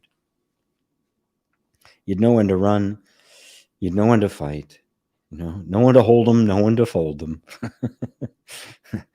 And this is what it means to be a whole harmonious human being. That's the fullness of being human. How's that, Melissa K? Thank you for that question. Hello, Wendy. I got a heart from Wendy is. There's my friend Bob. Hello, dear teacher. Hello, dear friends. Robbie, thank you for answering my question regarding loving people. I remember an advice that said, stop trying to love people and try to understand them. Yes, which I kind of, once you understand them, you love them.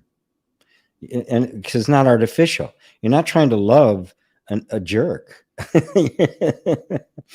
You understand why they are a jerk, which means you can totally see the pain, the limitations, the conditionings that put him into that shape. And with that comes the deepest compassion, because my God, he's just like me. It's different than for me, but it's just like me. My God. That's compassion. That's love. Ravi, thank you. Alpa Patel, what is energy? Thank you. Oh my God. I've done entire workshops on what is energy. The last one I did was your 4 powers of creation. Nobody really knows what energy is, right? It's actually, in science, it's a unit of measurement. It's not a thing, right? And they refer to it as potential and kinetic. So that the potential for something isn't known until the thing appears. But obviously the fact that it appears meant the potential for it to appear was there first, but it can't be seen. It's totally mysterious, right? This is what is known as energy. Now, when I use the word energy, people these days use it like vibe, like character, like kind of a subtle attribute, right? They've got a good energy about them. That means they stimulate a feeling inside of you. You can't put your finger on that. You can't say what that is, right? To answer it in the most purely spiritual terms, energy is a word that we have projected out into the universe as the primal substance out of which everything comes. Energy to spirituality is a misconception of consciousness. It is consciousness regarded as an external force. Right? Consciousness and energy are one. Energy you could think of as the kind of an essential form, and consciousness as being the absolute out of which it came.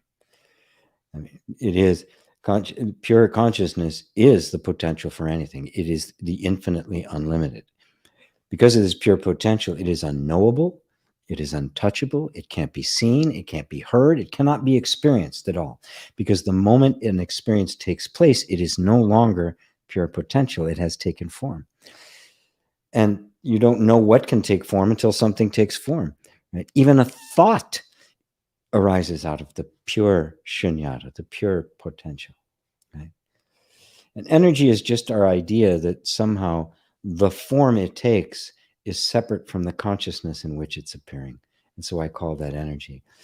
Ultimately, the energy is seen to be a misconception, an externalization of what in fact is consciousness knowing itself. And then knowing, being, and feeling are all one. That's the Sat Chit Ananda. So, oh, thank you for that. Hopefully that answers. That's a brief answer, but I'm keeping it brief because I'm not going 3 hours today. Let's see. Oops, jumped ahead. Ranak, any thoughts on why some spiritual seekers talk about guardian angels and spirits, good and bad, given non-duality doesn't? I think those people are imagining things.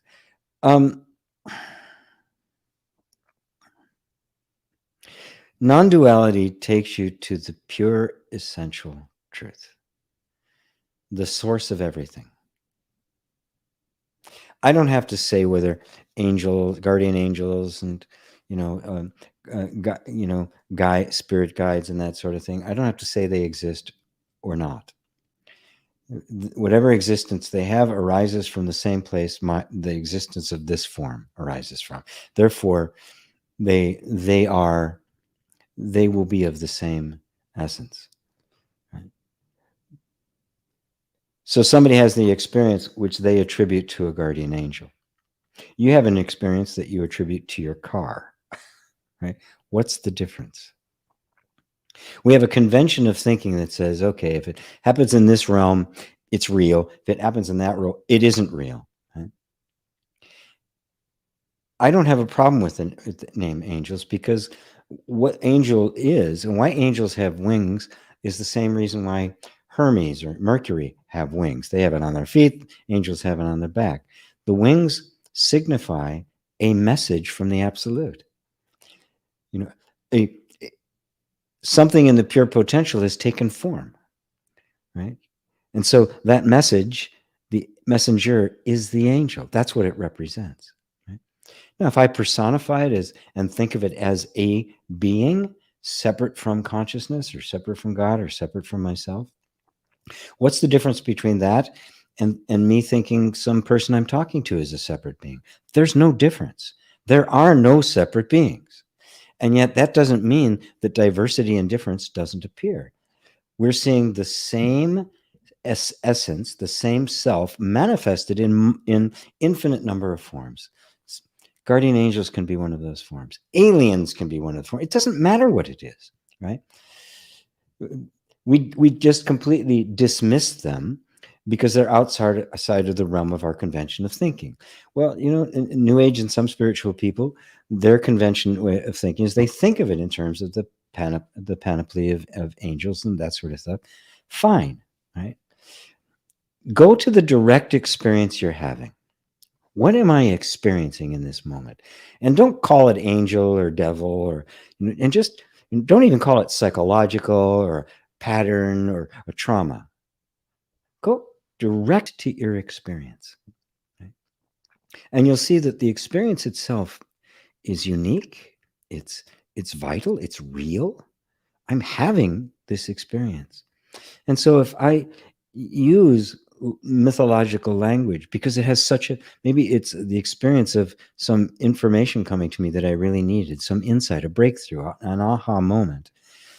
And I personify that as the blessing of a guardian angel, feeling the rustling of their wings. What's the problem? Right? I can speak in those terms, and I can say, but what it is this experience. And that doesn't belittle it, right? You understand? Because I know that there is no God as an independent being. That does not diminish for me one bit the idea of God, right, as an overarching sense of creative principle, or the idea of the goddess as the essential emptiness from which everything has come, right? If I want to be strictly Vedantic on it, right, then I show that every form is a projection, right, of the mind. But if it's a projection of the mind, and I know that it's that means that the angel and myself and God and being are all one. And that doesn't mean I have to now get rid of the angel. It means that there's no separation. I'm the angel is me. The messages come. Where do they come? They come from me. Who do they come to? They come to me, right? But this me is the infinite being. And so it doesn't discount any of them, right? If you pierce through just the myths of it or the stories about it or people's beliefs to it, to what is it really representing? Now you can love the angels. It's got pictures of the angels on the wall, because you will see the truth, the actual non-dual reality reflected in the form. And that's true non-duality. Non-duality is this is gone and there's just this vague, essence. It's to see that the essence and the manifestation of the essence are not two. That this is the nature of the absolute to manifest as form. And so the form and the formless are not two. The emptiness and form are not two. They are one. That's true non-duality. As you can see, watching your mind go back and forth, it's beyond, it transcends all human research or description. And so, yes, they're angels. And no, they're not. You see? So I love the images of the angels and the gods and fairies and wood nymph and nymphs and Bacchus, and it's just because they give life, right? They are life. Just like I love this body and the body of others that we get to hang out with, right? Because they are it. This is it.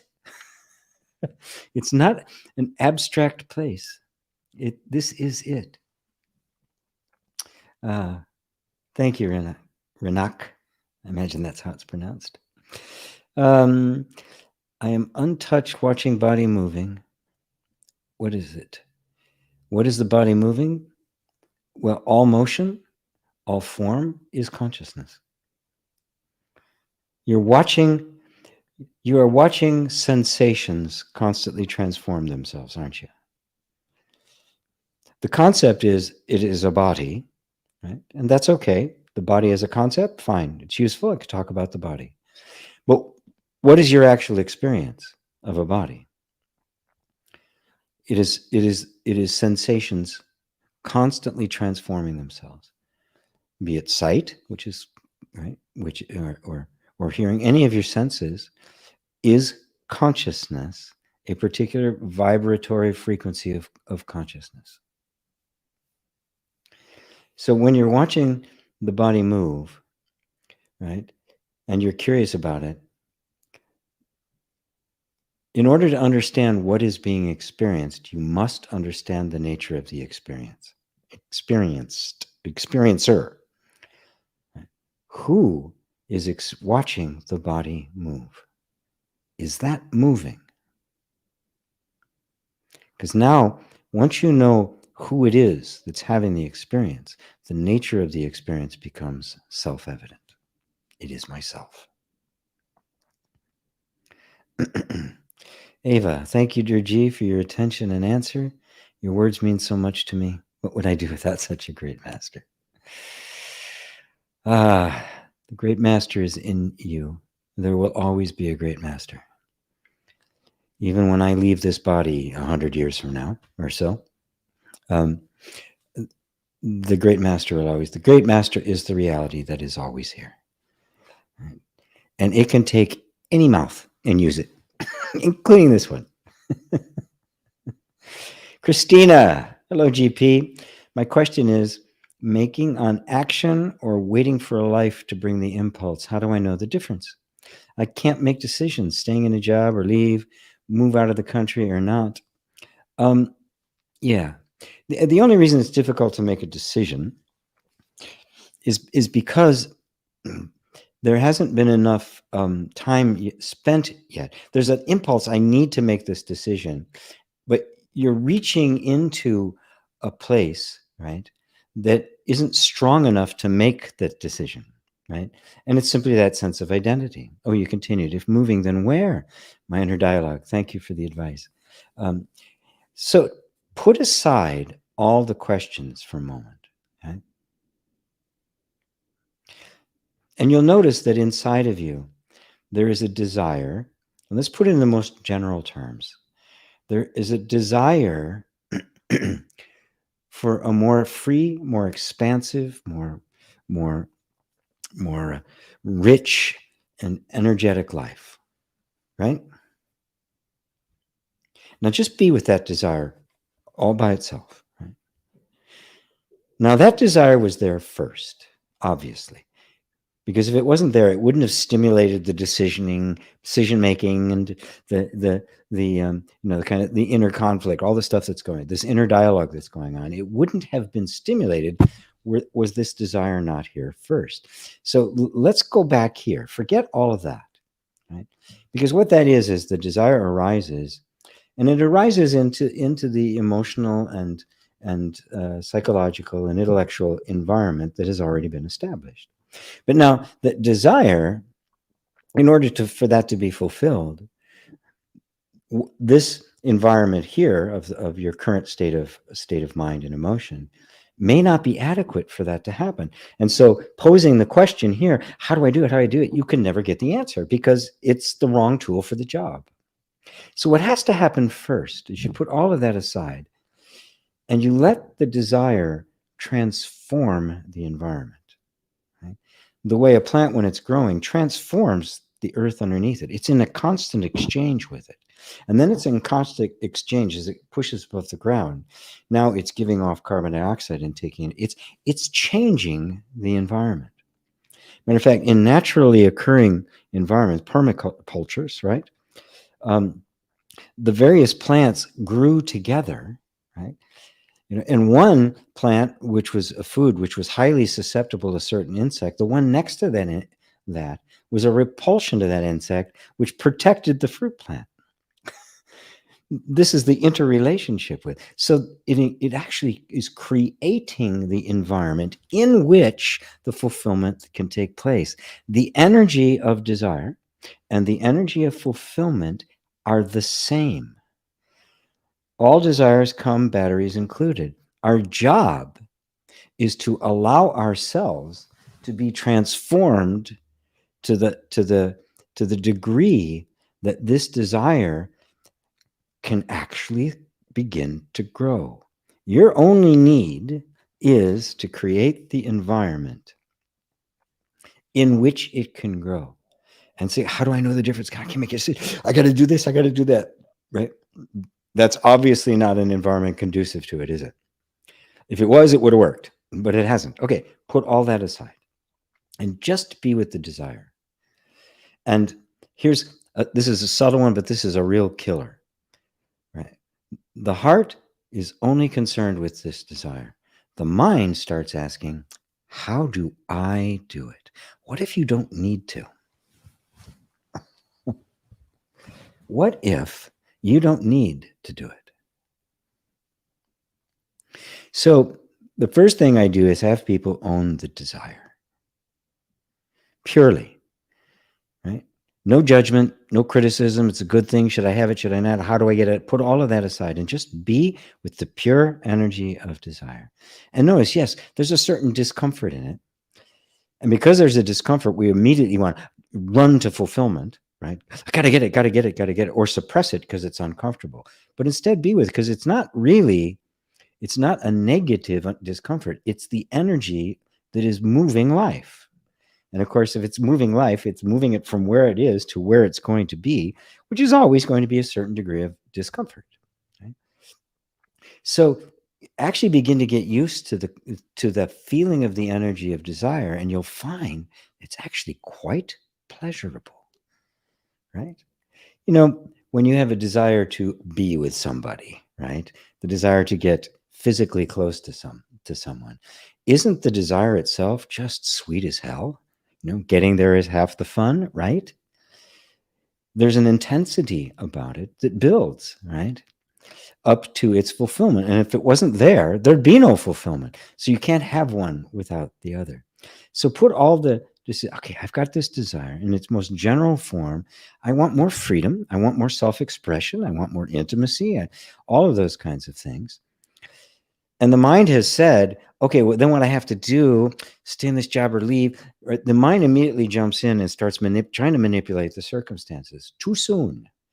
Put that aside and instead let the energy itself transform the inner environment.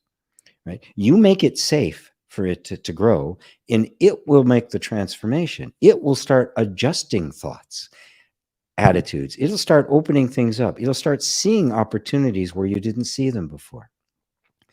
Right? This is harmonizing with. This is non-dual because you are not seeing desire as something separate. The first appearance of anything is the desire for it.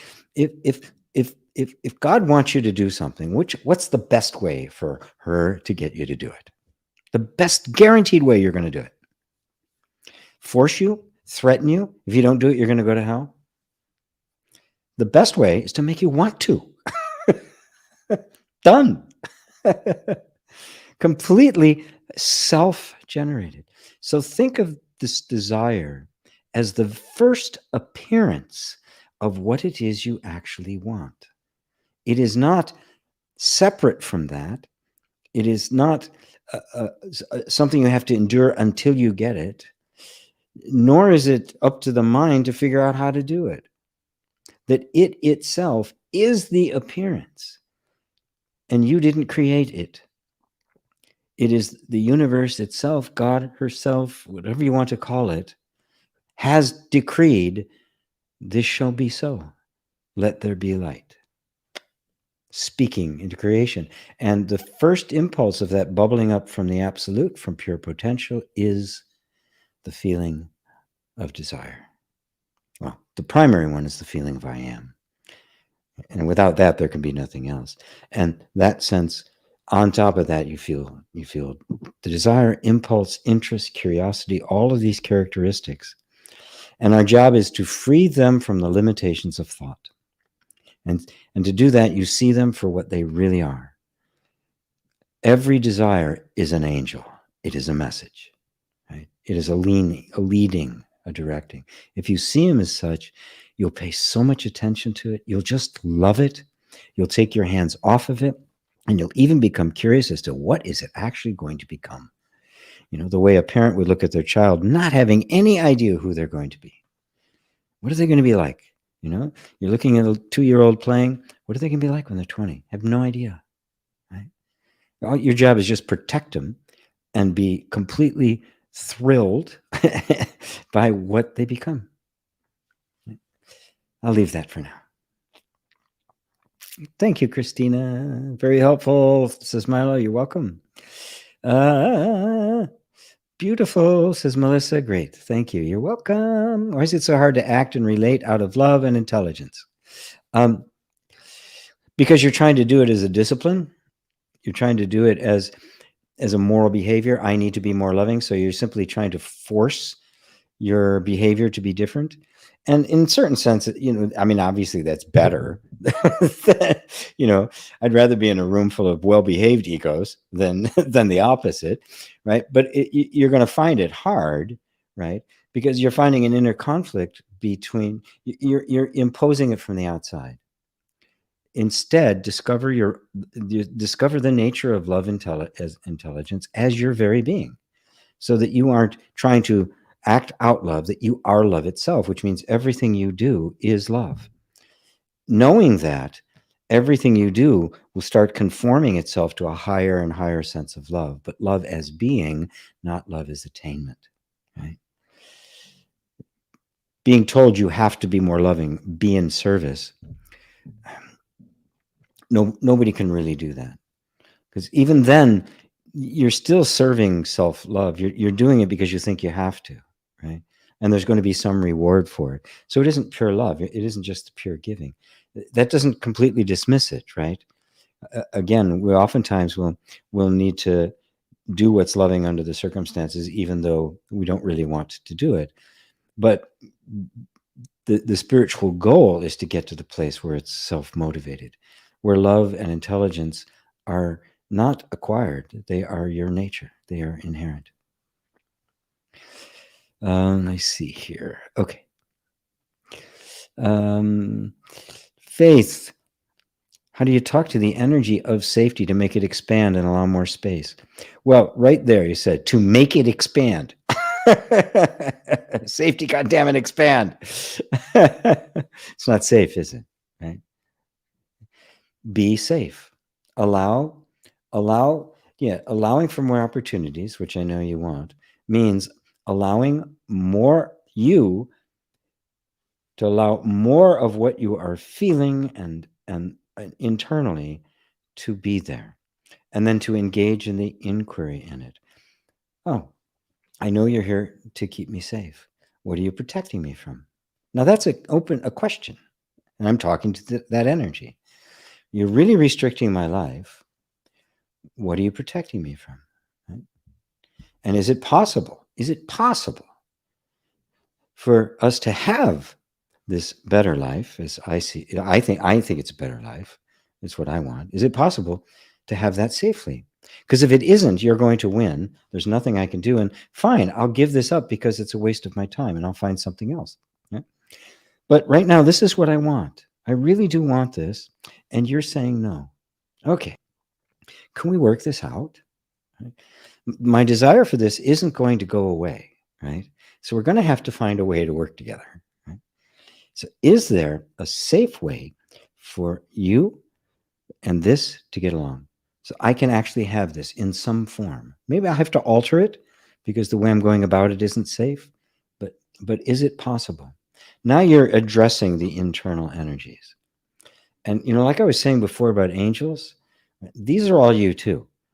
So I speak in terms of the chakras and the various archetypes and that sort of stuff, as they're not entities either, right?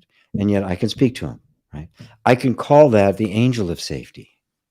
And the angel of expansion, right? Because they are that kind of a messenger. And if you see them in those terms, they're not so bad. They're not out to get me. I don't have to make it do something. I simply have to invite it to say, can you find a way for me to safely have this? And at first it might say, no, it has to be this way. You go, does it really? I know it's the best strategy because if I don't get anything at all, I'm safe. But, this isn't going to go away. This is going to be a pebble in your shoe. This desire is here. It's part of me too. I can't get rid of it.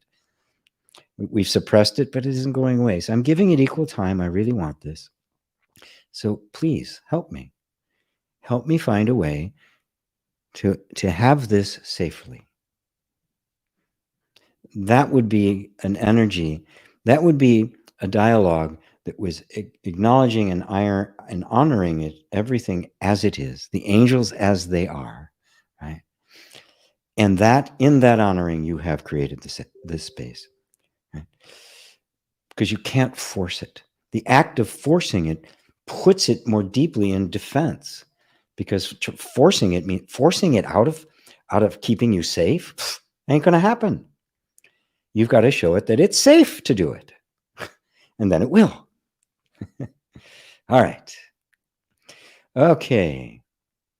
Me too. Thanks. Ava, thanks for today. So important to me. Thank you so much, Sifu. Good. I got through. Only 8 minutes over. I'm getting better holding the line. Thank you to all of you. Thank you. So good to have you here. Those of you who are going to celebrate some kind of a costume thing, more part to it. This is my costume. This is my. I'm spending Halloween pretending to be a spiritual teacher. Okay, everybody. I love you all. Namaste.